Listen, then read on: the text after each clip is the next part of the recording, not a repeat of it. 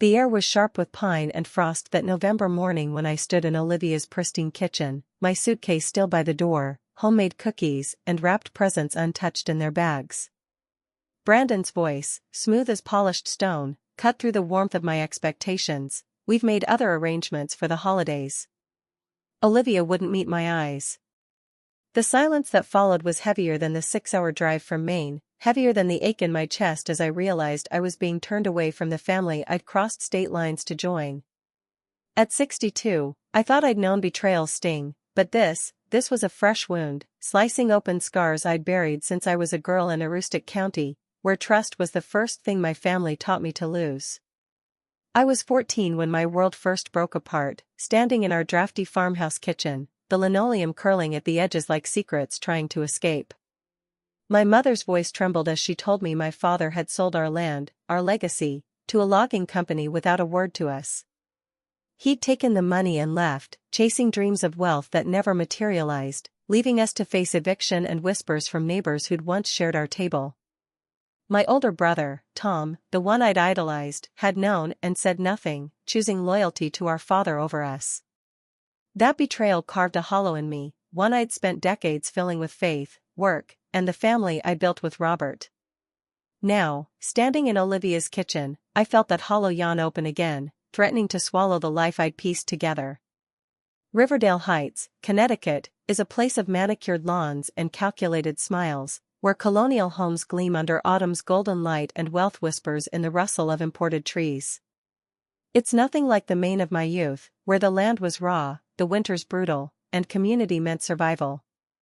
Here, the air smells of fresh paint and ambition, the streets lined with boutiques selling dreams you can't afford.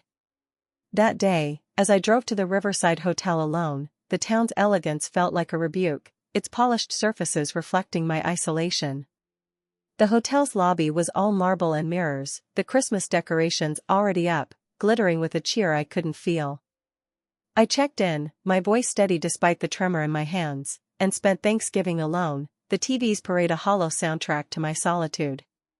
My childhood in Aroostook County was defined by the rhythm of seasons, planting potatoes in spring, harvesting under endless summer skies, preparing for winter's bite.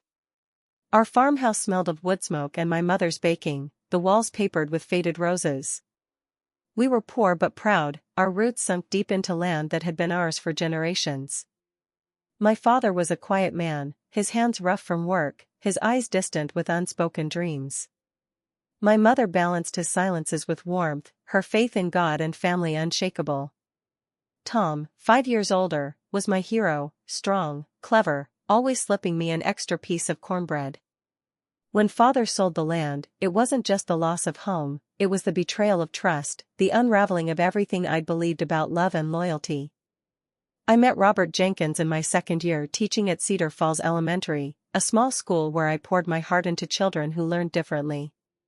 He was a volunteer at our fundraiser, a financial advisor with kind eyes and a quiet steadiness that reminded me of the Maine woods after a storm.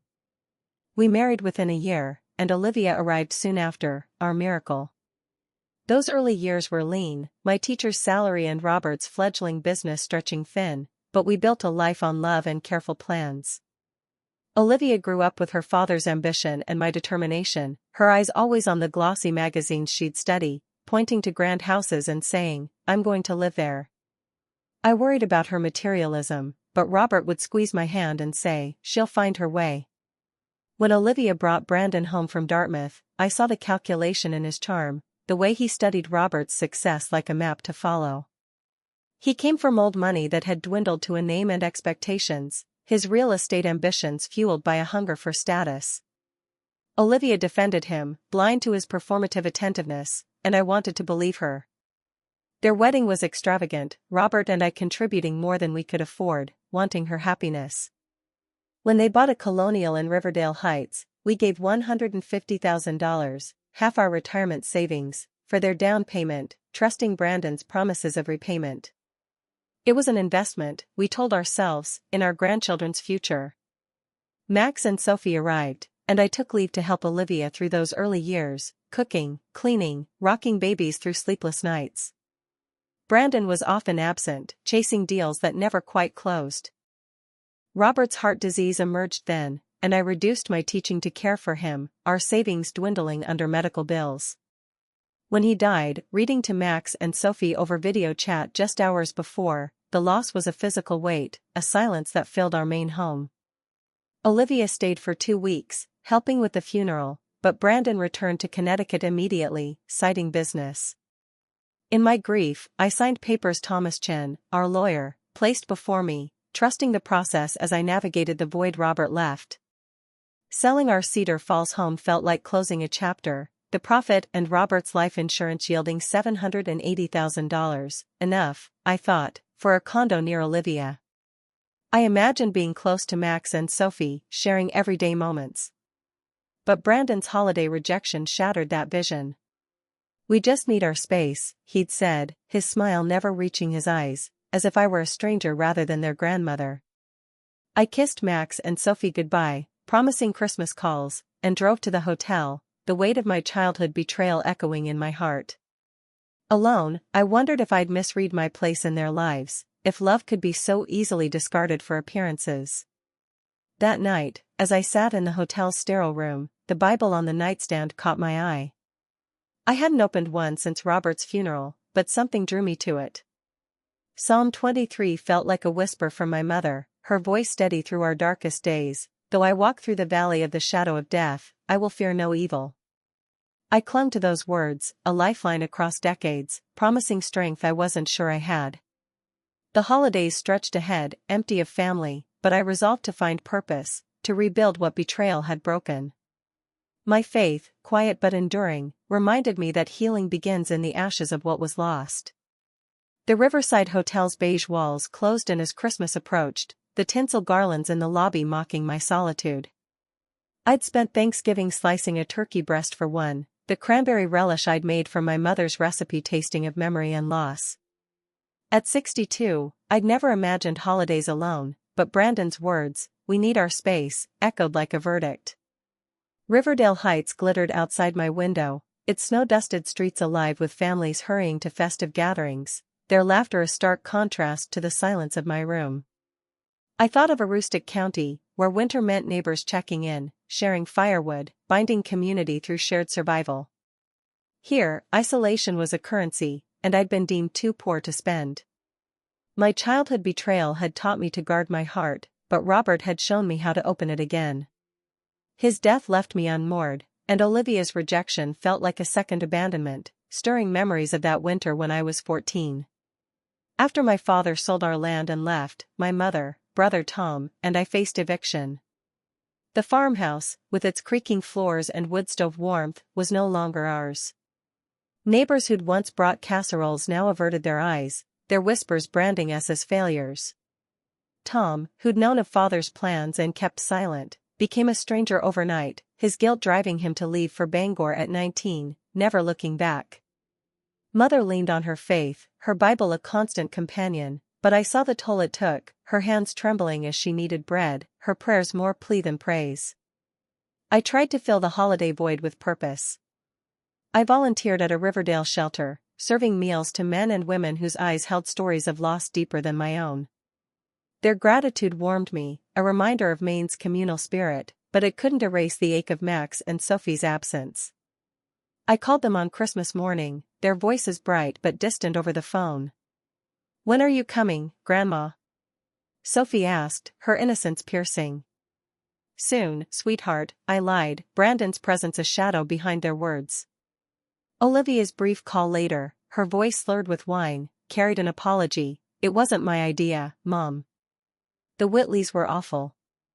I forgave her, she was my daughter, but the trust we'd built felt fragile, a thread stretched too thin." By mid-January, I'd decided to return to Maine. Riverdale Heights had no place for me, its polished surfaces reflecting a life I didn't fit. I researched condos near Portland, where my pension would stretch further, and contacted a real estate agent about listing our Cedar Falls home, now rented month to month. I joined an online group for grandparents navigating long-distance bonds, their stories of resilience bolstering my own. Then Brandon called, his voice unnaturally warm, a calculated humility that set my nerves on edge. An incredible opportunity, he said, describing the Grayson estate, 7 bedrooms, lakefront, a ticket to Riverdale's elite circles. I waited, knowing the ask was coming. We need a co-signer, he admitted, someone with substantial assets. The audacity, after excluding me, was breathtaking. I agreed to meet them the next morning, curiosity outweighing my wariness. Olivia's colonial was a stage set for persuasion, fresh coffee, pastries, flowers on the table. She hugged me, complimenting my unchanged gray bob, her enthusiasm forced. Brandon presented glossy photos of the Grayson estate, his pitch rehearsed, $3.2 million, a steal at $2.90 with insider connections. The riverfront project will cover payments, he assured, leaning forward, eyes gleaming with ambition. Olivia nodded, her voice soft but scripted. The kids would have space, Mom. Sophie could take dance lessons. I studied the photos, my mind on the $780,000 that represented my life's security. What if the project fails? I asked. Brandon's smile tightened. It won't. If it's a formality, why not ask your mother? I pressed, knowing Diane's wealth was tied up in appearances, not liquidity. His jaw clenched, but Olivia squeezed my hand, her eyes pleading. It's for our future, she said, the same words she'd used to justify Brandon's endless schemes. I stood, needing air, and walked to the window, watching Max and Sophie play in the yard, their laughter a reminder of what was at stake. When do you need an answer? I asked. By breakfast tomorrow, Brandon replied, his tone clipped. The showing's at noon. I nodded, gathering my purse, their expectant faces burning into me as I left. Back in my rented apartment, I spread my financial documents across the table, the numbers stark, co-signing risked everything. Robert's voice echoed in my mind, his caution about real estate's volatility a lesson hard-learned. I thought of Max and Sophie, innocent in this adult game of leverage. Would refusing widen the rift Brandon had already carved? I needed perspective, someone untouched by Brandon's charm. I called James Whitaker, Robert's business partner, his voice a steady anchor. Brandon's after your money, he said, unsurprised. Robert saw it coming. Then he revealed Robert's final act, a trust, maturing soon, designed to protect me, hidden from Olivia and Brandon. The amount, $4.2 million, stole my breath, a gift of freedom I hadn't dared imagine. I sat back, the apartment's bare walls suddenly less confining. Robert had known our family's dynamics, had seen Brandon's patterns where I'd hoped for change. The trust wasn't just money, it was choice, the power to live on my terms. I spent the night weighing options, my Bible open to Proverbs, the plans of the diligent lead to profit. By morning, I knew my answer. I texted Brandon, I'll be there at 10. At their colonial, the stage was set again, coffee, pastries, Olivia's anxious smile. Have you decided? Brandon asked, cutting to the chase. I sipped my coffee, steady. Yes. My answer is no. The silence was electric. Brandon's smile vanished, Olivia's cup froze midair. No, he repeated, as if the word were foreign. I won't co-sign, I said calmly. It's not a sound financial decision. His face flushed, papers shifting as he leaned forward. This is a guaranteed opportunity. Nothing's guaranteed, I countered, echoing Robert. Olivia's eyes glistened, but I held firm. This is our dream, she whispered. You want this, sweetheart, I said gently. There's a difference. Brandon stood, his voice sharp. You're choosing your bank account over your daughter's happiness. The accusation stung, but I met his gaze. I raised Olivia to know happiness isn't square footage or status. Did I fail in that? Olivia looked away, shame flickering. Brandon's mask slipped further. We've indulged your interference for years. The one time we ask for help, you refuse. Interference? I repeated, voice steady. Is that how you see my love for my family? Olivia flinched, but Brandon pressed on, his watch glinting as he checked the time. The showing's in 20 minutes. Is this your final answer? I stood, purse in hand. It is. As I reached the door, his parting shot cut deep. Don't expect things to be the same, Eleanor. Relationships go both ways. I drove back, his threat echoing, lose my family or fund his ambitions. In my apartment, I sat with my tea, now cold, and called James again. They didn't take it well, I admitted. Document everything, he advised. Brandon's desperate. Desperation makes people unpredictable. As I hung up, Olivia's text arrived. Brandon's upset, but he'll calm down. Love you, Mom. No mention of the Grayson estate, only a plea for space. I didn't respond, my mind on Maine's lessons. Trust, once broken, demands clarity to rebuild. My faith, a quiet ember, whispered that this refusal was the first step toward healing, toward a life built on truth, not transactions. The frost on my apartment window traced delicate patterns, a fragile beauty that belied the turmoil within me. Brandon's threat, don't expect things to be the same, hung like a storm cloud, its shadow stretching back to the winter of my 14th year in Aroostook County, when my father's betrayal left us homeless and my brother's silence severed our bond.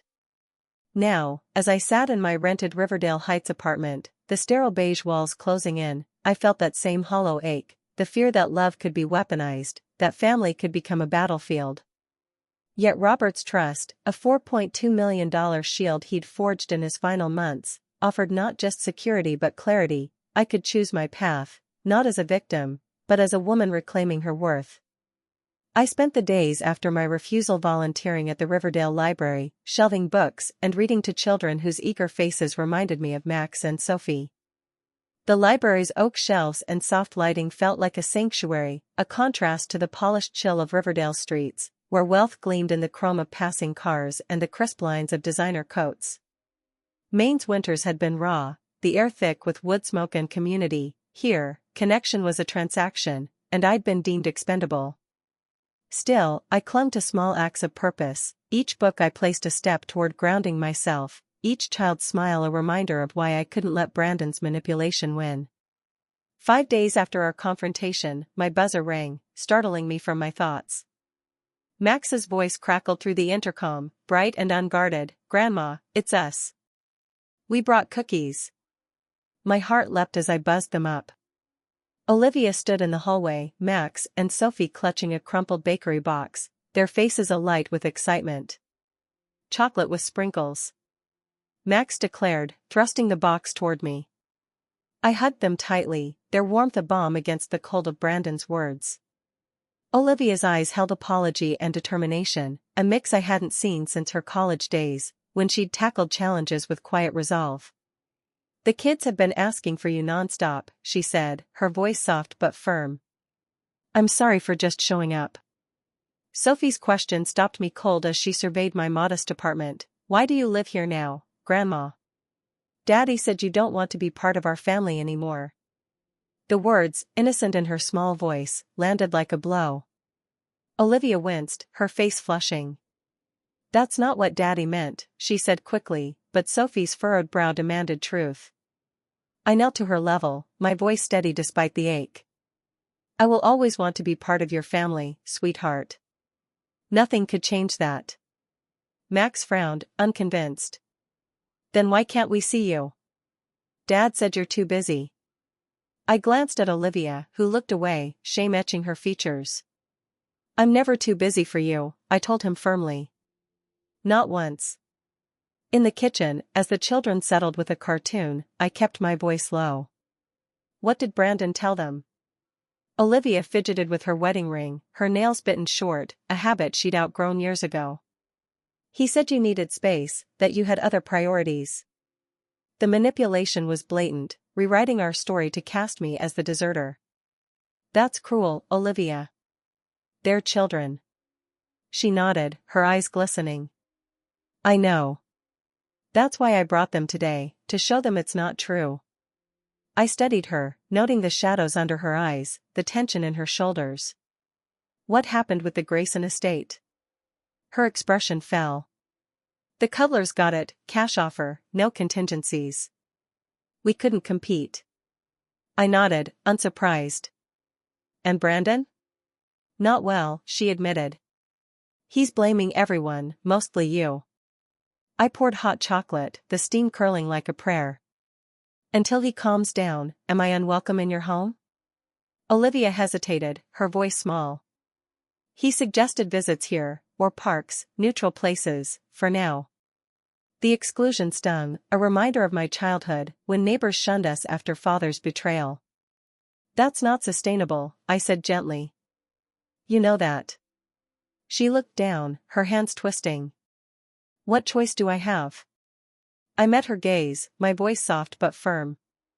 Stand up to him, Olivia. Marriage is partnership, not dictatorship. Something flickered in her eyes, fear, then resolve, but Max's call for hot chocolate interrupted us. We shifted to lighter topics, the children's chatter a temporary reprieve. That weekend, we went to the Science Museum, Olivia navigating Brandon's absence with practiced ease. The children marveled at dinosaur bones and interactive displays, their joy untainted by adult complexities. Over ice cream, Olivia mentioned Brandon's pressure from the riverfront project's delays, her tone guarded. Financial stress affects everyone differently, I said neutrally. He's not usually like this, she insisted, but her voice lacked conviction. I let it pass, focusing on Sophie's delight in her chocolate cone, Max's animated recounting of a planetarium show. Maine had taught me to weather storms quietly, and I sensed one brewing in Olivia's marriage. Meanwhile, I met with James Whittaker to access Robert's trust. The $4.2 million, invested wisely, would yield a comfortable income, freeing me from Brandon's leverage. Robert wanted you to have options, James said, his voice warm with respect. Freedom to choose what's right, not what's necessary. The weight of that gift settled over me, a mantle of strength. Then, a condo listing caught my eye, 3 bedrooms, high ceilings, walking distance to Riverdale's parks. At $875,000, it was once unthinkable, now, I could buy it outright. After 2 viewings, I made an offer, accepted immediately. The closing, set for February 28, aligned with my lease's end, a providential fresh start. I kept the purchase private, testing Brandon's reaction to my refusal. On a park bench, watching Max and Sophie climb, Olivia asked, "Are you going back to Maine when your lease ends?" I smiled, choosing the moment. "I'm staying in Connecticut. I bought a condo nearby." Her eyes widened. "Purchased? But how?" "I've been careful," I said simply. "It's the right investment for our future." Sophie overheard, swinging toward us. "Can we visit your new house, Grandma?" "Absolutely," I confirmed. "You'll have your own rooms." Olivia's confusion lingered, but she nodded. "When can we see it?" "After closing, in 2 days," I said. "Maybe you can help pick paint colors." Her smile, genuine, warmed me. That evening, Brandon called, his voice syrupy with false warmth. "Congratulations on the condo, Eleanor. Fascinating, given your concerns about financial security." The jab was clear, he suspected hidden wealth. "A modest condo is different from a $3 million mortgage," I replied evenly. "You understand the distinction." His tone sharpened. "Family supports family, or so I thought." "Family respects boundaries," I countered. "Or so I hoped."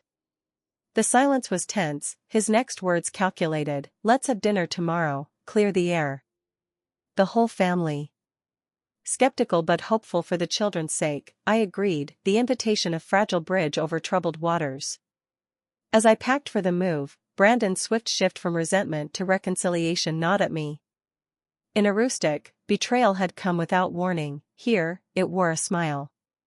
My Bible lay open on the nightstand, Psalm 27's words a quiet anchor, "The Lord is my light and my salvation, whom shall I fear?" I traced the verse, my mother's faith echoing across decades. Whatever Brandon planned, I'd face it with the strength Robert had secured, the clarity Maine had taught me, and the love for my grandchildren that no manipulation could break.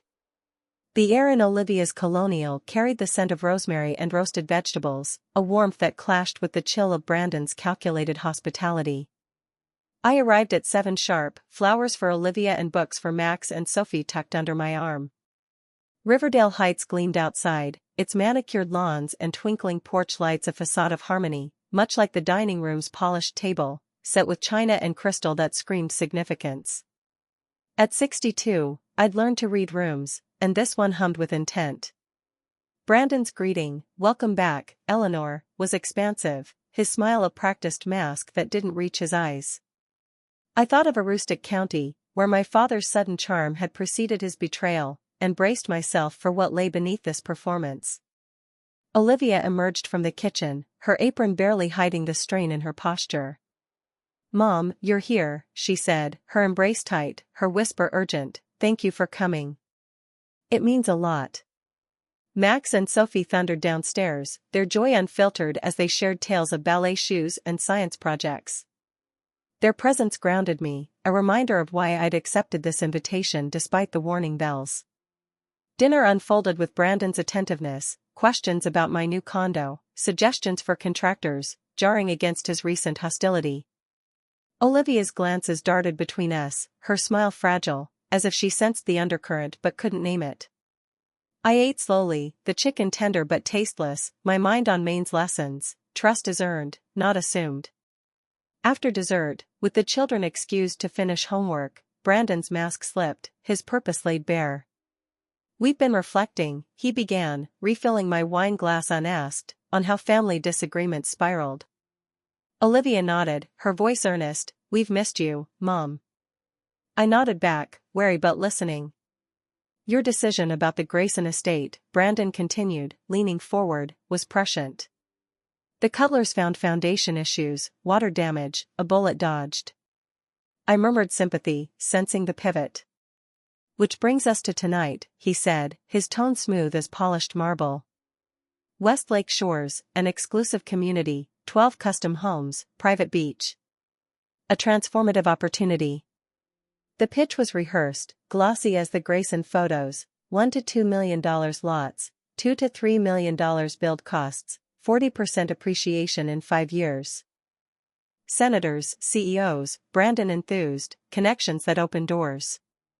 Olivia chimed in, her words scripted, "The schools, Mom, Max's science program, Sophie's arts academy."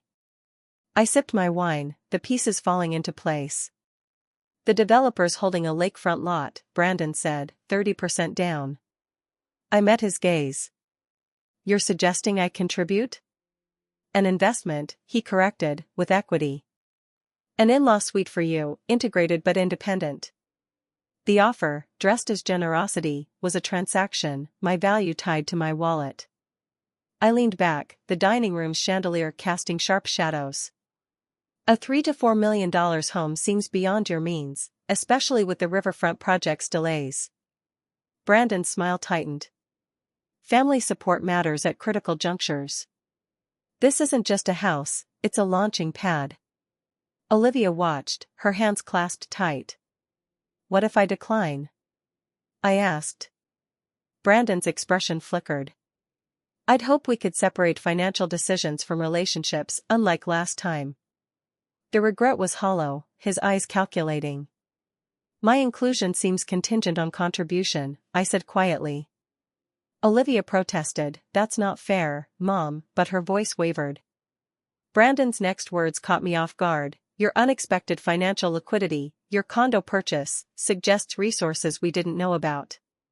The phrase, sharp and probing, echoed my childhood, when neighbors speculated about our family's ruin. "What do you mean?"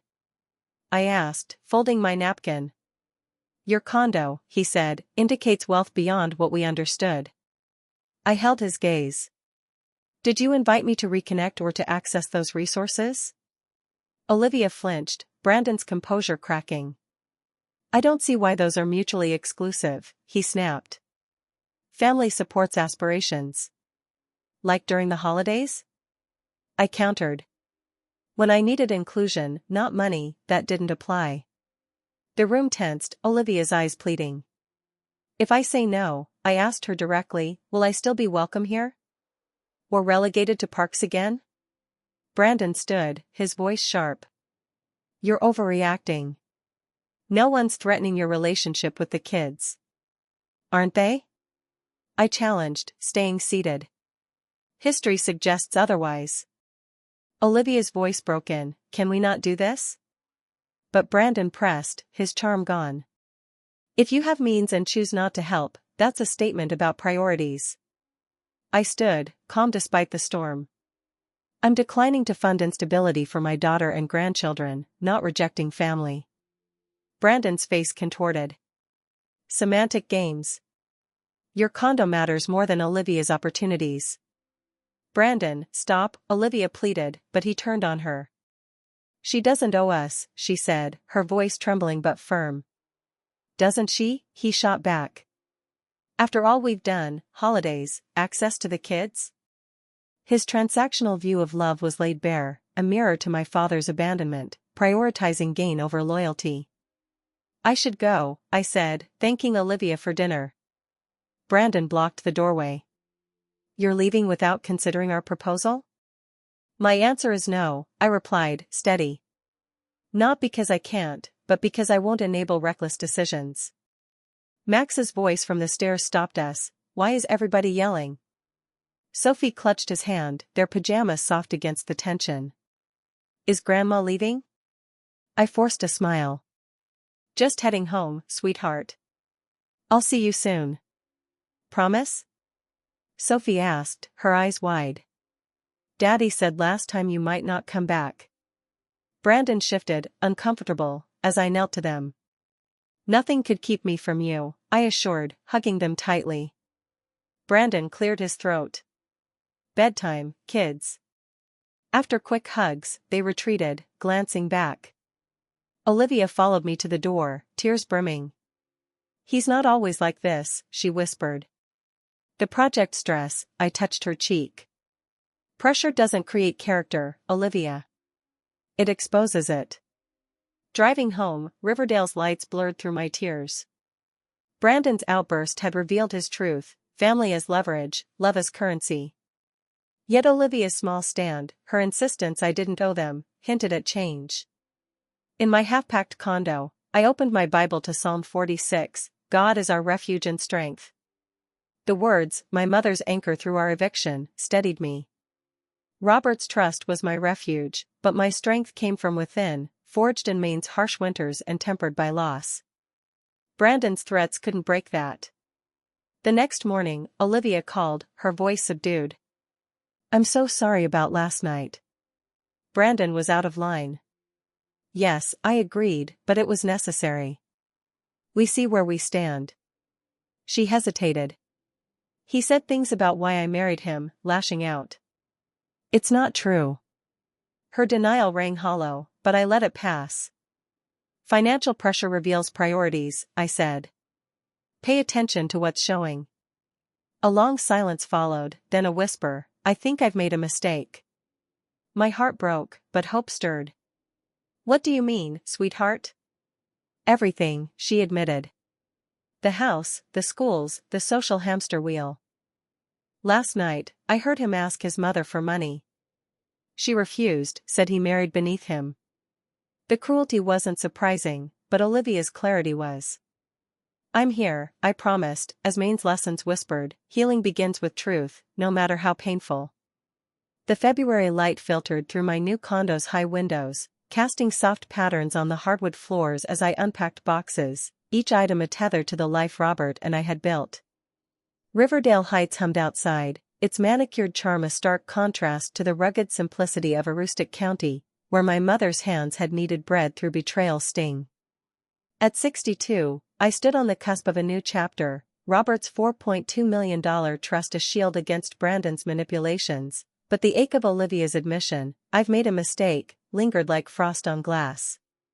Her voice, raw with realization, echoed my own at 14, when my father's abandonment and my brother's silence shattered our family's foundation. Yet here, in this elegant condo, I felt a stirring of hope, a chance to rebuild on truth. Olivia arrived that afternoon with Max and Sophie, their arms full of houseplants and homemade cookies, their excitement transforming the empty space into a home.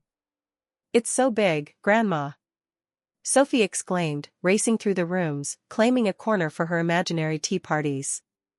Max, ever practical, suggested blue paint for his sleepover room. Olivia moved more slowly, her designer scarf a nod to Riverdale's expectations, but her eyes traced the architectural details with genuine appreciation. "This place is wonderful, Mom," she said, her voice soft. "The light, the proportions, you chose perfectly." I smiled, her approval warming me. "It felt right," I replied, handing her a mug of tea as we unpacked kitchen essentials. As the children helped, chaotically arranging books and pillows, Olivia shared more about her confrontation with Brandon. "He's been hiding credit card statements," she said, unwrapping my mother's china with care.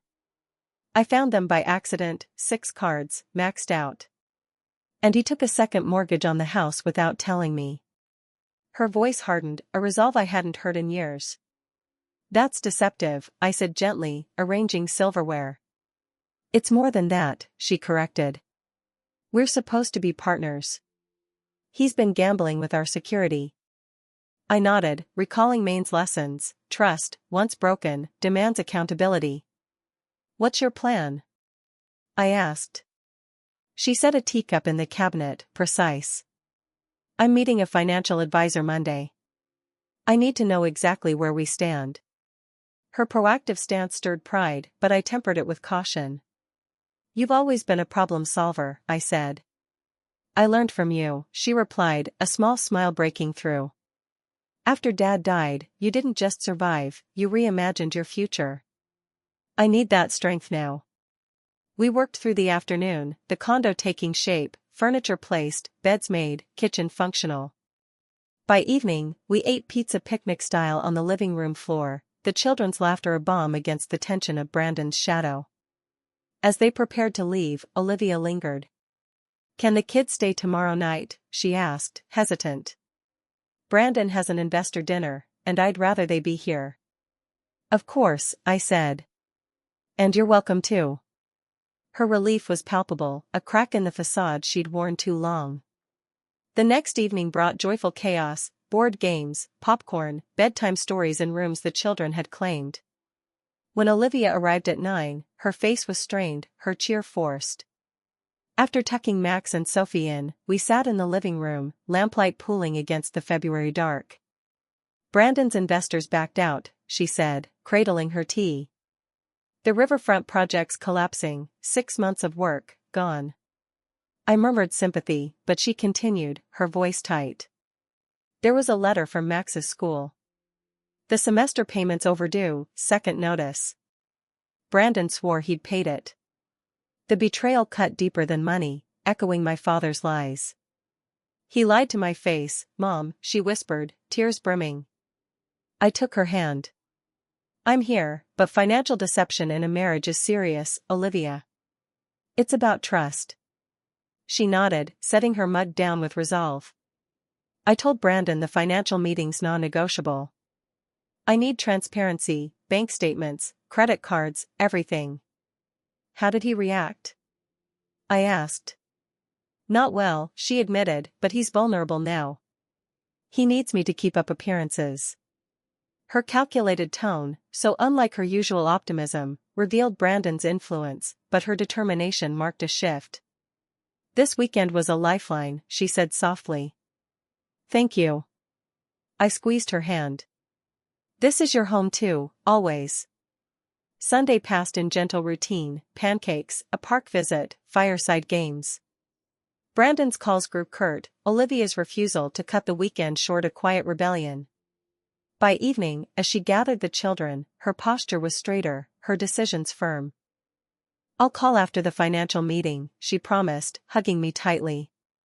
Monday morning, I unpacked the last boxes, hanging artwork, when James Whittaker called unexpectedly. "Brandon contacted my office," he said, his tone clipped. "He's asking about Robert's estate, trusts, overlooked accounts." The audacity, bypassing me, was chilling. "What did you say?" I asked. "Client information's confidential," James replied. "But his persistence is concerning."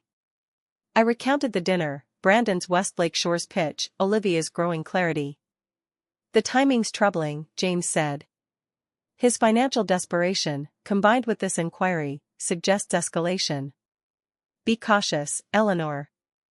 Desperate people take drastic measures. My pulse quickened. Olivia's meeting was at 9, it was now 11. Why hadn't she called? As I reached for my phone, it rang, Olivia's name flashing. Mom, she said, her voice taut, can you come to the house now? I need you for a conversation with Brandon. Are you okay? I asked. Not really, she admitted, but I will be. Please hurry. The drive to their colonial was a blur, Riverdale's pristine streets mocking my racing thoughts. Olivia answered the door, pale but composed, her formality jarring. Thank you for coming. Brandon sat at the dining table, surrounded by financial documents, his expression thunderous. Eleanor, he said tightly, how kind of you to join our financial summit. I took the offered seat, bracing myself. Olivia stood, rigid. I wanted you here as a witness, Mom, she said, and because this affects you. Brandon's laugh was harsh. Oh, it absolutely affects her. The financial advisor was illuminating, Olivia began, her voice steady.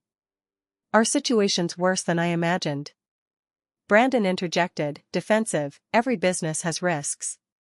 Temporary setbacks, maxing out 6 credit cards isn't temporary, Olivia cut in. Neither is a second mortgage you hid, or draining the kids' college funds. Each revelation hit like a stone, Brandon's deceptions laid bare. I was protecting you, he insisted, but Olivia's gaze was unflinching. Don't blame Mom for your mismanagement. Brandon's eyes flicked to me, calculating. Eleanor's secure now.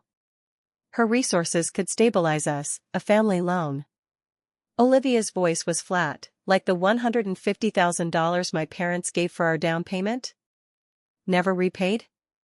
The air crackled with tension. I stayed silent, letting Olivia lead. What are you suggesting? Brandon asked, his voice low. She took a breath. Radical restructuring, transparency, credit counseling, lifestyle adjustments. No more leveraging Mom's resources. Pride swelled in me, but Brandon's gaze hardened. You mean the mysterious windfall that funded her condo, he said, turning to me. James Whittaker was unhelpful when I inquired about Robert's estate.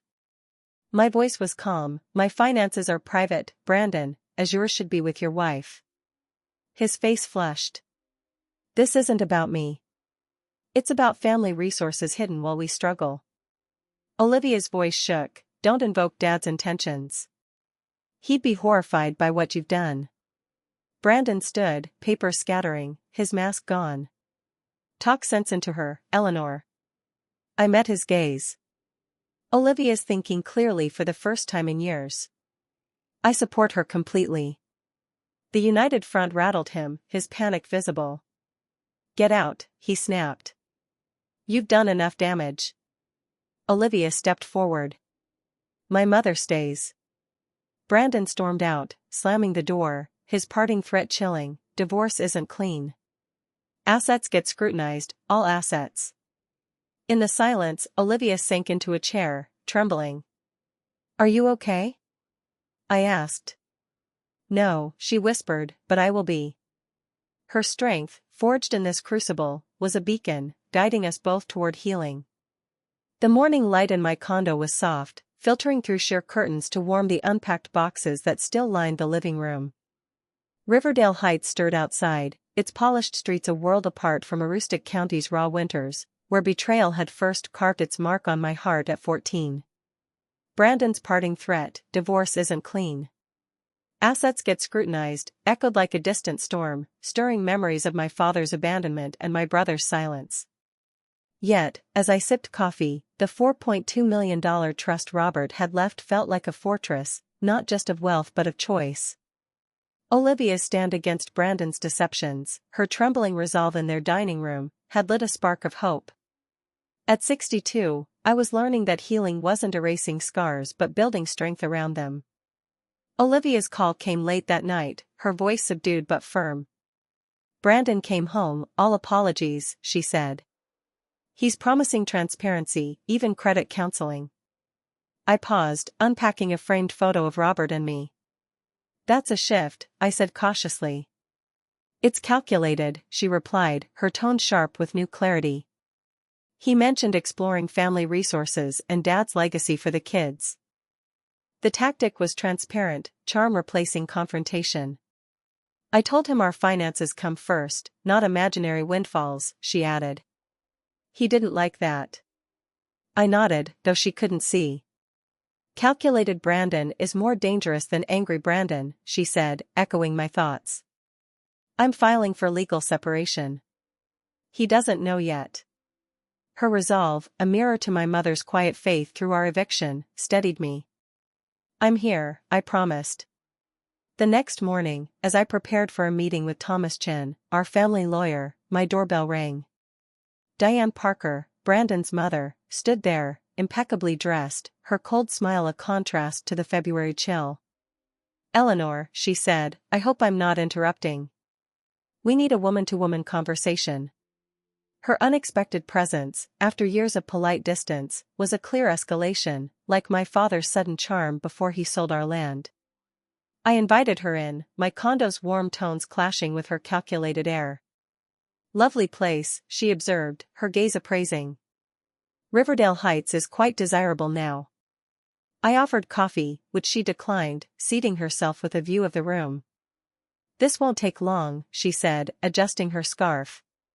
I'll be direct, Diane began, her voice smooth but edged. Brandon shared concerns about family dynamics, financial transparency, mutual support. I nodded neutrally, waiting. Family resources should benefit everyone, she continued, especially when tied to shared heritage. The implication was clear. Brandon had convinced her I was hoarding wealth meant for Olivia. I believe in responsibility, I countered, living within one's means, not chasing debt for appearances. Her smile tightened.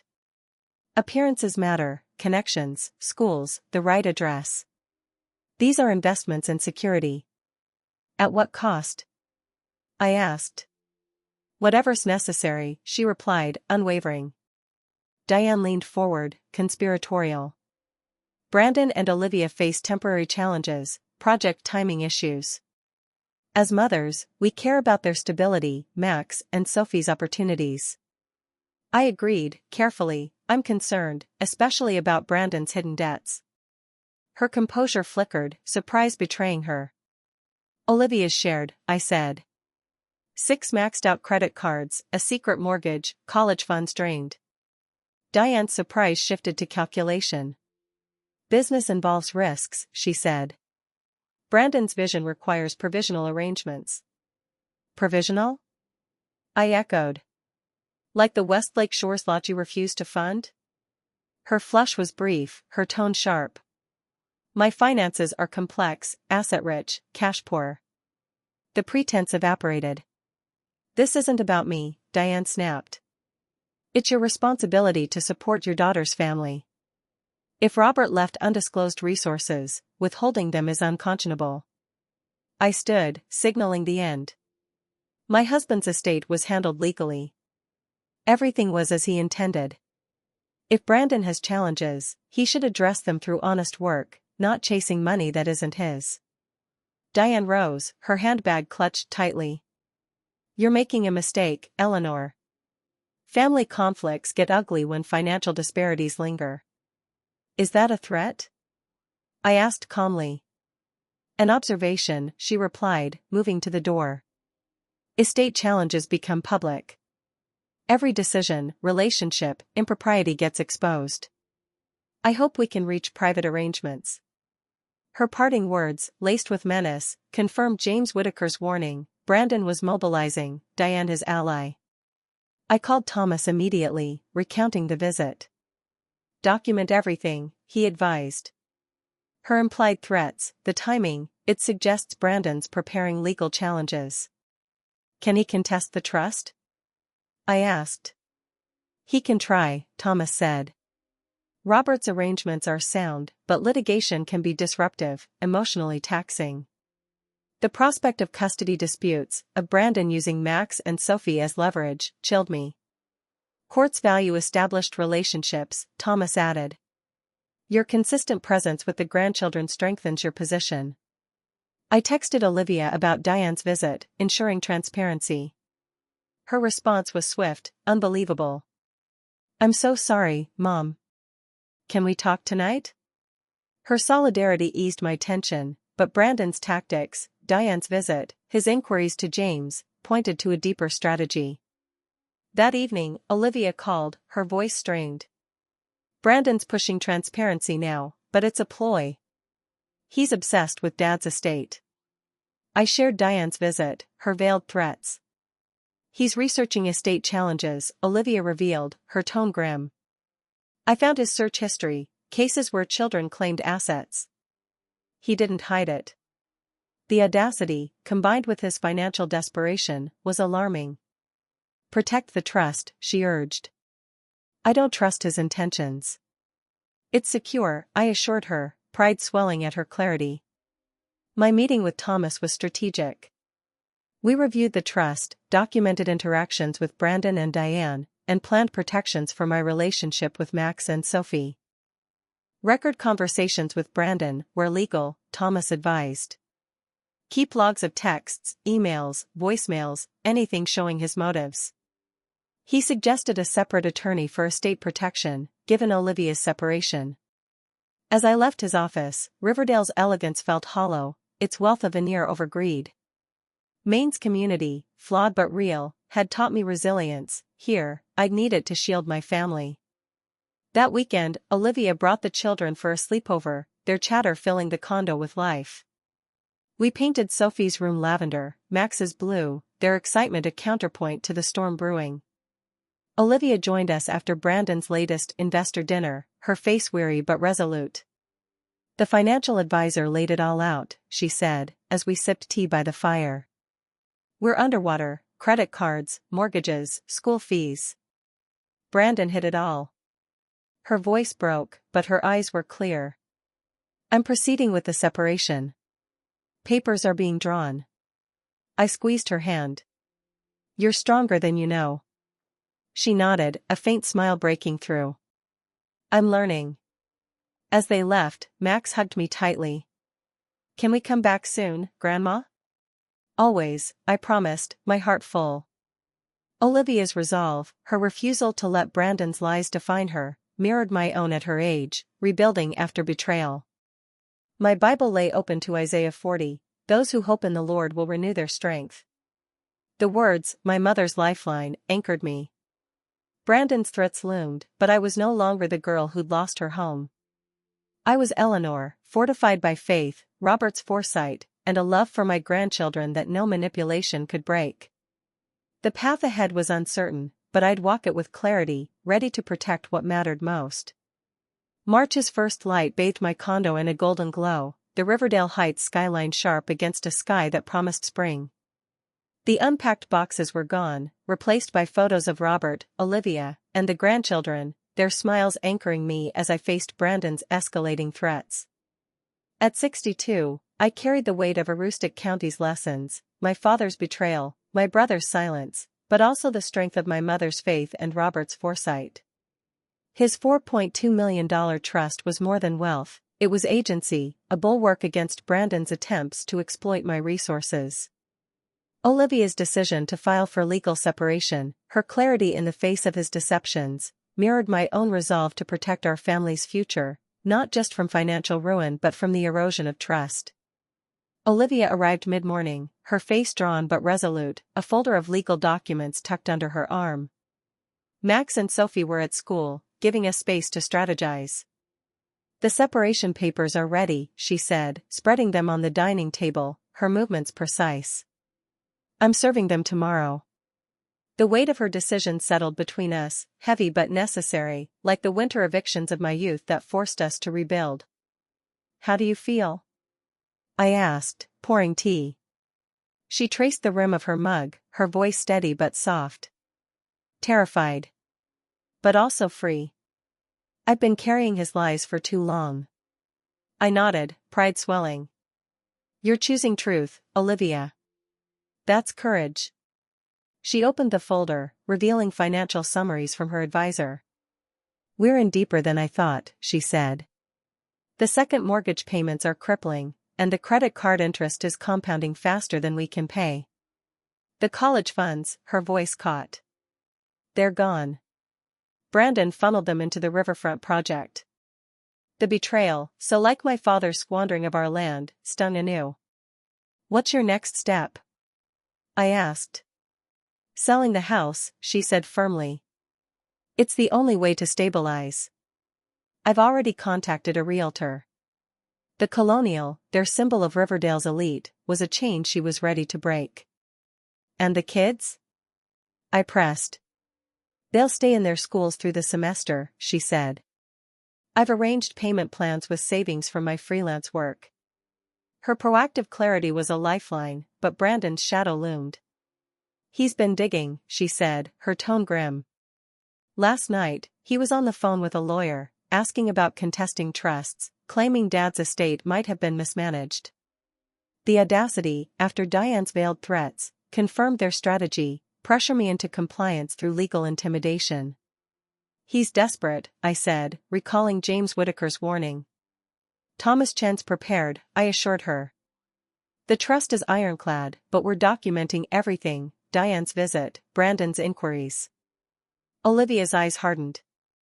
"I found an email he sent to Diane, suggesting they hire a private investigator to verify your assets. He's obsessed." The violation, though expected, chilled me. I called Thomas immediately, putting him on speaker. "A private investigator changes the game," he said. "It's invasive, potentially illegal if they overstep. I'll coordinate with an estate attorney to file a cease and desist if needed." He advised Olivia to secure her own legal representation, separate from mine, to protect her interests in the separation. "Brandon may try to claim your mother's wealth as part of marital assets," Thomas warned. "Connecticut's equitable distribution laws are complex." Olivia nodded, jotting notes.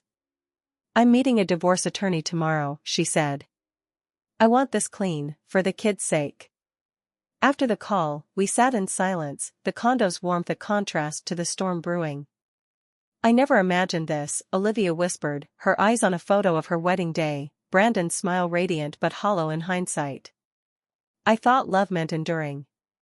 I took her hand, my voice gentle. "Love doesn't mean enabling destruction. You're protecting Max and Sophie, just as I'm protecting you." She squeezed back, her resolve returning. "I need to tell them about the separation. They deserve honesty, but I don't know how." "Simple truth," I advised, echoing my mother's approach after our eviction. "They're strong, like you." That evening, Olivia brought Max and Sophie over, their backpacks stuffed with pajamas for another sleepover. Over dinner, she spoke carefully, her voice steady. "Mommy and Daddy need to live apart for a while," she said, holding their hands. "We love you so much, and that won't change." Sophie's lip trembled. "Is it because of the fighting?" Olivia hugged her. "It's because we want to make things better for all of us." Max, thoughtful, asked, "Will we still see Grandma?" I smiled, my heart full. "Every chance I get," I promised, ruffling his hair. Their resilience, tempered by love, was a testament to Olivia's care. Later, as the children slept, Olivia shared a new development. "The realtor's optimistic," she said. "The colonial could sell quickly, even in this market. There's interest from a young family relocating." The news was a relief, but her next words were grim. "Brandon's fighting it. He thinks selling admits failure. His pride, so like my father's dreams of wealth, blinded him to reality." "He'll have to agree," I said. "The separation gives you leverage." She nodded, but her eyes were distant. "He left a voicemail while we were eating. He's meeting a lawyer tomorrow about family assets. He mentioned you by name." The threat, now explicit, demanded action. I texted Thomas, forwarding Olivia's voicemail for his records. His reply was swift: "This strengthens our case. Keep interactions minimal, recorded if possible." I shared the advice with Olivia, who agreed to limit contact with Brandon to legal channels. As she left, her hug was fierce. "Thank you, Mom. For everything. We're in this together," I said, my voice firm. Alone, I opened my Bible to Psalm 91, "He will cover you with his feathers, and under his wings you will find refuge." The words, my mother's shield through our darkest days, fortified me. Brandon's desperation was a storm, but I'd weathered worse. The next morning, a letter arrived from a law firm addressed to me. Its language was formal, requesting a meeting to discuss potential irregularities in Robert's estate. The sender, a partner representing Brandon, cited family interests and equitable distribution. The move, bold and invasive, was a gauntlet thrown. I called Thomas, who was unsurprised. "It's a fishing expedition," he said. "They're hoping to intimidate you into settlement. We'll respond with a letter asserting the trust's validity and warning against harassment." He suggested a restraining order if Brandon's actions escalated, particularly around the children. As I prepared for a library volunteer shift, Max called, his voice small. "Dad says you're keeping money that belongs to us. Is that true, Grandma?" The manipulation, using my grandson as a pawn, was a new low. "No, sweetheart," I said gently. "I'm keeping things safe for our family, like Grandpa wanted. You and Sophie are my priority." He paused, then brightened. "Okay. Can we make cookies this weekend?" "Absolutely," I promised, my heart aching but resolute.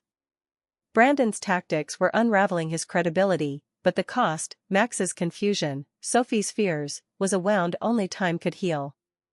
I drove to the library, Riverdale's elegance a hollow backdrop to my resolve. Maine had taught me to stand firm, to rebuild from ashes. Robert's trust was my foundation, but my strength came from within, fueled by faith and love for my grandchildren. Brandon's legal maneuvers were a desperate grasp, but I was ready. Olivia's separation, her reclaiming of truth, was our shared victory, a step toward a future where trust, not betrayal, defined our family. The March air carried a hint of spring as I stood in my condo's living room, the Riverdale Heights skyline softening under a pastel dawn. At 62, I'd faced betrayal's sting before, my father's abandonment, my brother's silence in Aroostook County's harsh winters, but Brandon's latest move, a lawyer's letter probing Robert's $4.2 million trust, felt like a calculated siege. His manipulation of Max, planting doubts about my love, was a wound deeper than legal threats, echoing the shame of my youth when neighbors whispered about our family's ruin. Yet Olivia's resolve, her legal separation from Brandon, and her commitment to truth fortified me. We were rebuilding, not just from financial chaos but from the wreckage of trust, and I was determined to shield Max and Sophie from his grasp. Thomas Chen's office was a haven of order, its oak paneling and neatly stacked files a contrast to the storm brewing. He reviewed the lawyer's letter, his expression calm but focused. "This is posturing," he said, tapping the page. "They're alleging potential irregularities without evidence, hoping to pressure you into disclosure or settlement." I nodded, my hand steady despite the ache in my chest. "Brandon's using Max to guilt me," I said, recounting the call. Thomas's jaw tightened. "That's emotional manipulation, possibly actionable if it continues. Courts don't look kindly on involving children." He drafted a response, asserting the trust's legality and warning against further harassment, and recommended a family law specialist for Olivia to ensure custody protections. As I left, my phone buzzed, Olivia, her voice urgent. "Mom, the Colonial's under contract. A family offered above asking, cash, quick close." The news was a lifeline, severing the financial chain binding her to Brandon's schemes. "That's wonderful," I said. "How's Brandon reacting?" Her tone darkened. "He's furious. Says it's a betrayal, that I'm sabotaging his comeback." His denial, so like my father's dreams of wealth, was predictable. "He served with the separation papers today," she added. "I'm staying at a friend's with the kids until it's safe." Her caution, born of Brandon's volatility, mirrored my own after Diane's visit. "Come to the condo anytime," I urged. It's your home too. That afternoon, I volunteered at the library, reading to children whose bright eyes reminded me of Sophie's. The routine grounded me, a reminder of purpose beyond Brandon's threats. During a break, James Whitaker called, his voice grim. Brandon's been sniffing around my contacts, asking about Robert's business dealings, hinting at undisclosed assets. The persistence was unnerving, a shadow of my childhood's gossip. He's building a narrative, James said. Painting you as secretive to justify his claims. I thanked him, then texted Thomas, adding the call to our growing file. Brandon's strategy, legal pressure, emotional manipulation, and now rumor-mongering, was a desperate trifecta, but each move exposed his weakness. By evening, Olivia arrived with Max and Sophie, their overnight bags signaling a longer stay. The condo filled with their chatter, Sophie's ballet recital, Max's science fair project, a joyful counterpoint to the tension. Over dinner, Olivia shared the separation's fallout. Brandon's staying at a hotel, she said, slicing apples for the kids. He called, promising to fix everything if I drop the sale and separation. Her laugh was bitter. He still thinks charm works. I watched her, pride mingling with concern. You're holding firm? I asked. She nodded, her eyes clear. The realtor's pushing for a mid-April close. I'm looking at rentals, smaller, affordable, near the kids' schools. Sophie, coloring at the table, looked up. Are we moving because Daddy did something bad? The question, innocent but piercing, silenced us. Olivia knelt beside her. We're moving to make things better for us, sweetheart. Daddy loves you, but we need a fresh start. Sophie nodded, unconvinced, and Max added, Dad said Grandma's hiding Grandpa's money. Is that why he's mad?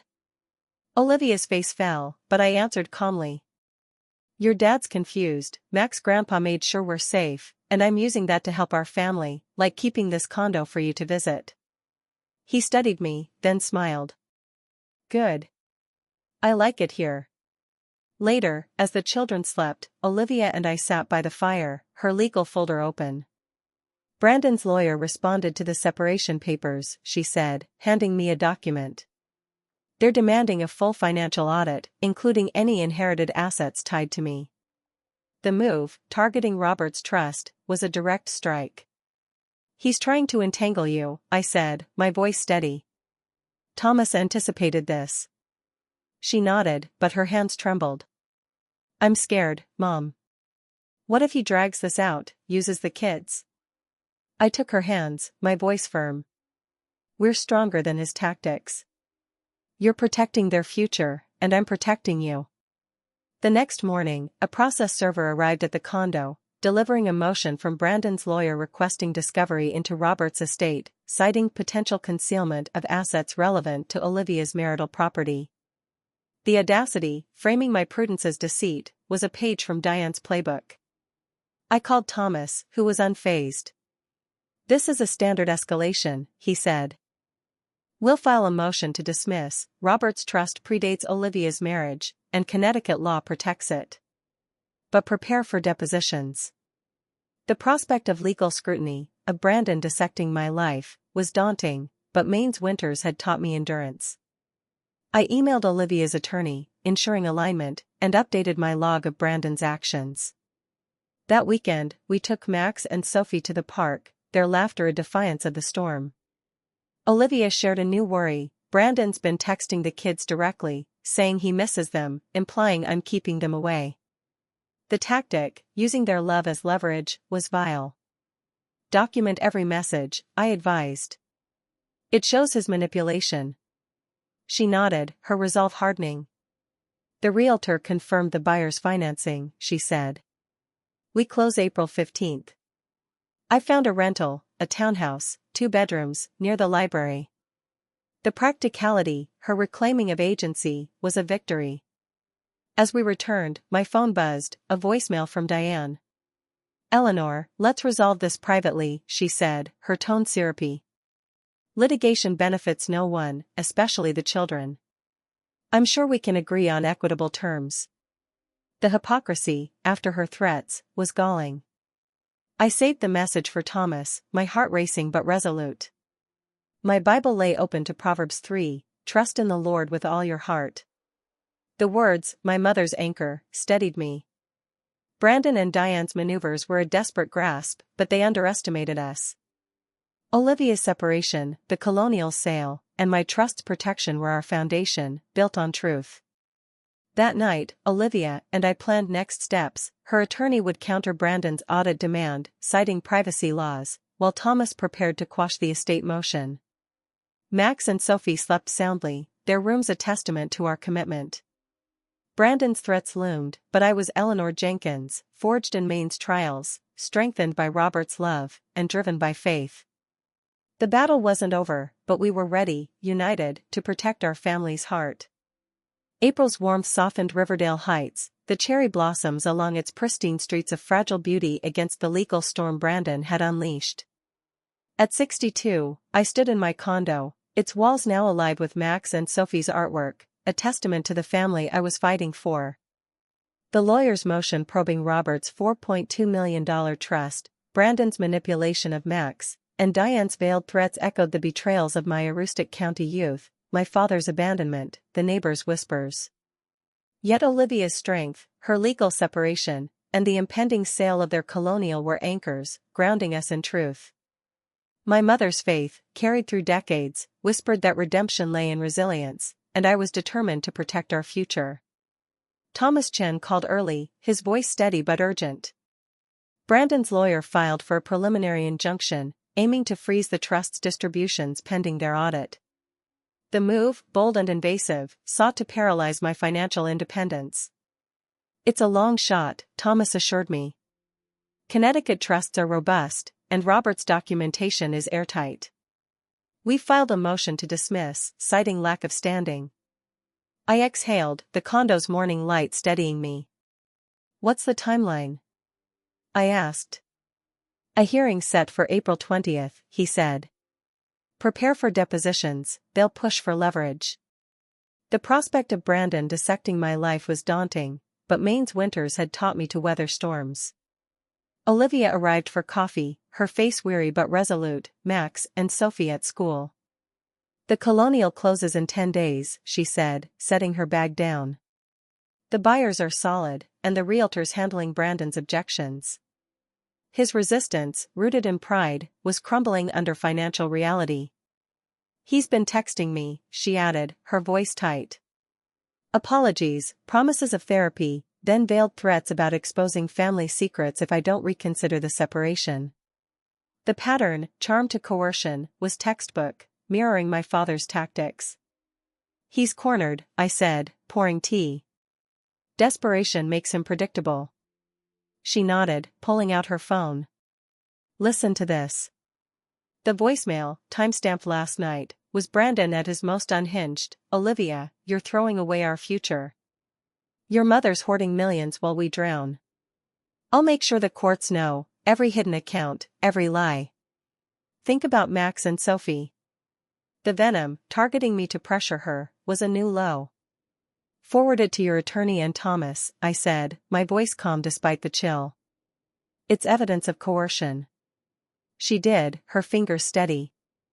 I'm done protecting him, she said. The kids deserve better. Her clarity, forged in betrayal's fire, was a mirror to my own at her age, rebuilding after loss. We reviewed her next steps. Her attorney was countering Brandon's audit demand, citing privacy laws, while the separation agreement prioritized custody and financial transparency. The townhouse rentals secured, she said, a faint smile breaking through. Smaller, but it's ours, me and the kids. The independence, hard won, was a victory. Have you told Max and Sophie about the move? I asked. Tonight, she said. I'm keeping it simple, new home, same love. Her approach, honest yet gentle, echoed my mother's after our eviction, shielding us from adult failures. That afternoon, I met with Ellen Harper, a family law specialist Thomas recommended for Olivia's custody concerns. Ellen, sharp and empathetic, reviewed Brandon's texts to the children. These are inappropriate, she said, highlighting Max's confusion. Will request a court order limiting his direct communication to supervised channels. She advised Olivia to keep a journal of the children's reactions, strengthening her case for primary custody. Your mother's stability, her condo, her involvement, is a strong factor, Ellen told me. Courts value consistent grandparents. The affirmation bolstered me, a reminder that my presence was a shield for Max and Sophie. Back home, I found a note slipped under my door, handwritten, and signed, "Family secrets don't stay buried. Settle privately, or everyone loses." The cryptic threat, likely Diane's work, reeks of desperation. I photographed it, sent it to Thomas, and added it to my log. His response was immediate: "This is harassment. We'll include it in our filing." The escalation, though unnerving, clarified their weakness. Brandon and Diane had no evidence, only bluster. I called James Whitaker, updating him. "They're unraveling," he said. "Brandon's been dropped by 2 investors." His credibility's shot. That evening, Olivia brought the children over, their excitement for the townhouse tempered by questions. "Will Daddy live with us?" Sophie asked, clutching a stuffed bunny. Olivia knelt, her voice gentle. "Daddy will have his own place, but you'll see him lots. We're making a cozy home for you too." Max, analytical, asked, "Is it because of the money stuff?" Olivia hesitated, then nodded. "Grown-up decisions, Max. But our love for you is forever." Their resilience, bolstered by her honesty, warmed me. We baked cookies, the kitchen alive with laughter, a defiant joy against Brandon's shadow. Later, as the children watched a movie, Olivia shared a new development. Brandon's lawyer requested mediation before the hearing, she said, her eyes wary. "They're offering to drop the trust audit if we agree to joint custody and a family financial plan." The euphemism for my money was transparent. "It's a trap," I said. "They're testing your resolve." She nodded. "My attorney agrees. We're rejecting it, pushing for court." Her strength, a far cry from the daughter who'd once chased Riverdale's gloss, was a testament to her growth. As they left, Sophie hugged me tightly. "Can we sleep over soon, Grandma?" "Anytime," I promised, my heart full. Olivia's glance held gratitude and determination. "We're almost there, Mom," she whispered. Alone, I opened my Bible to Psalm 23, "Though I walk through the valley of the shadow of death, I will fear no evil." The words, "my mother's refuge," anchored me. Brandon's legal gambits, Diane's threats, were a storm, but I was Eleanor Jenkins, forged in Maine's trials, fortified by Robert's love, and driven by faith. The April 20th hearing loomed, but we were ready: Olivia's separation, the Colonial's sale, and my trust's protection our bulwark. The battle was fierce, but our family, rooted in truth, would endure. The April sun warmed Riverdale Heights, its cherry blossoms carpeting the sidewalks as I prepared for the April 20th hearing that would decide the fate of Robert's $4.2 million trust. At 62, I stood in my condo, surrounded by Max and Sophie's drawings, their vibrancy a shield against Brandon's legal assaults, his injunction to freeze the trust, his manipulation of the children, and Diane's cryptic threats. The echoes of my Aroostook County youth, where my father's betrayal and my brother's silence fractured our family, strengthened my resolve. Olivia's legal separation, the Colonial's imminent sale, and her fierce protection of Max and Sophie were our foundation, rooted in truth. My mother's faith, carried through decades, whispered that redemption was not just survival but thriving, and I was ready to face the storm. Thomas Chen met me at the courthouse, his calm presence a contrast to the tension humming through the marble halls. Olivia joined us, her attorney Ellen Harper by her side, her face pale but resolute. "Brandon's here," she whispered, nodding toward the corridor where he stood with his lawyer, his suit impeccable but his posture strained. Diane lingered nearby, her cold gaze meeting mine before she looked away. "They're nervous," Thomas said quietly. "Their case is thin, speculation, no evidence." He handed me our response, a motion to dismiss, backed by Robert's airtight trust documents and a detailed log of Brandon's harassment, from Diane's note to his voicemails. The hearing began promptly. The judge, a stern woman with sharp eyes, calling the case. Brandon's lawyer, a polished man named Carter, opened with a narrative of family inequity, alleging Robert's trust concealed assets meant for Olivia's marital estate. Mrs. Jenkins has leveraged undisclosed wealth, Carter argued, purchasing property while her daughter's family faces financial distress. The accusation, framing my prudence as betrayal, stung, but I kept my expression neutral. Thomas countered, his voice steady, the trust predates the marriage, is legally protected under Connecticut law, and has no bearing on marital assets. This is a baseless attempt to intimidate. The judge reviewed our filings, her questions cutting. What evidence supports your claim of concealment? She asked Carter. He cited my condo purchase, Brandon's reasonable suspicions, and Olivia's financial struggles. Conjecture, Thomas interjected, presenting Robert's estate records, my transparent financial history, and Brandon's documented deceptions, hidden debts, drained college funds. The plaintiff's financial mismanagement, not my client's prudence, caused distress, Thomas said. Olivia's testimony, delivered with quiet strength, detailed Brandon's secrecy and coercion, her voice breaking only when mentioning the children. My mother's support has been our lifeline, she said, glancing at me. Brandon took the stand, his charm faltering under scrutiny. I only want what's fair for my family, he claimed, but the judge pressed, your financial decisions, undisclosed mortgages, depleted savings, suggest otherwise. Why target Mrs. Jenkins's trust? His response, vague and defensive, crumbled when Thomas presented his voicemail threatening to expose family secrets. The judge's frown deepened. Diane, called as a witness, faltered under cross-examination, admitting no direct knowledge of Robert's estate. Her earlier threat, litigation exposing improprieties, rang hollow, her credibility undermined. The judge adjourned for deliberation, leaving us in the courthouse cafeteria, the air heavy with anticipation. Olivia gripped my hand. You were incredible, I told her. So were you, she replied, a faint smile breaking through. Thomas was cautiously optimistic, their case lacks substance. The judge sees it. An hour later, we reconvened. The ruling was swift, the injunction was denied, the trust audit dismissed for lack of standing. This court finds no evidence of concealment, the judge stated. Further actions against Mrs. Jenkins's estate will be viewed as frivolous. Brandon's face darkened, Diane's composure cracked, but I felt only relief, the weight of months lifting.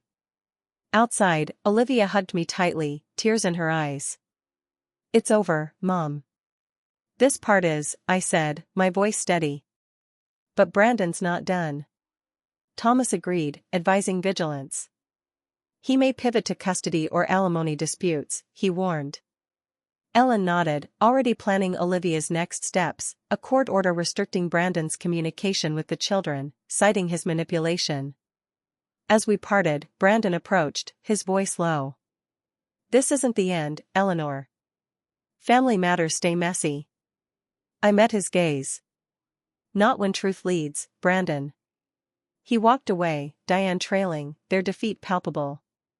The Colonial closed 3 days later, the proceeds covering debts and securing Olivia's townhouse. She moved in with Max and Sophie, their new home modest but theirs, filled with laughter and fresh starts. I hosted a sleepover that weekend, the children painting murals in their rooms, their joy a defiance of Brandon's shadow. Olivia shared updates, her attorney secured temporary primary custody, with supervised visits for Brandon, pending his compliance with credit counseling. He's fighting it, she said, but the court sees his pattern. Her freelance work, now steady, promised independence, a far cry from Riverdale's gilded cage. A week later, a letter arrived from Brandon's lawyer, withdrawing further estate challenges and proposing mediation for custody and support. He's out of moves, Thomas said, reviewing it. This is damage control. Olivia agreed to mediate, prioritizing the children's stability. I met with James Whitaker, who confirmed Brandon's professional collapse. The riverfront project was defunct, his investors gone.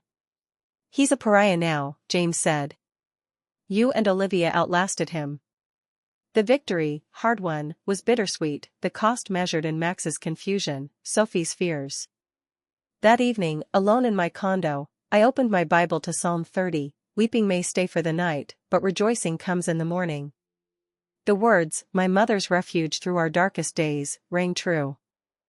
Brandon's threats had tested us, but we'd emerged stronger, Olivia's independence, the children's resilience, my unwavering love. I hung a new photo, Max and Sophie at the park, Olivia laughing beside them, my condo in the background. Maine had taught me to endure, Robert's trust had given me freedom, faith had shown me purpose. The storm had passed, but I remained vigilant, ready to protect our family's heart, now whole in truth and love.